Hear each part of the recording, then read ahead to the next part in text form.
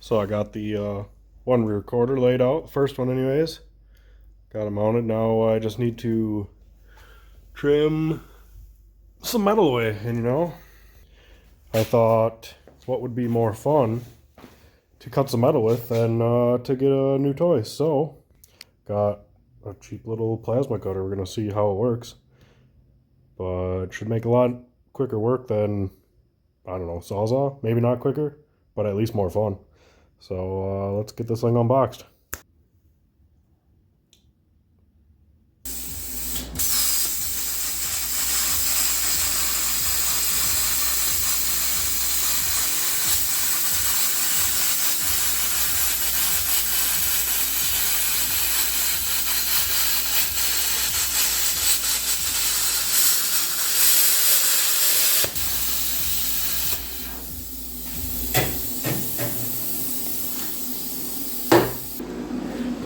Dang, that thing works pretty well. Do enjoy it. Oh, hello. Anybody hiding in there? Feels a little weird taking a plasma cutter to the side of my car, but style points? I don't know.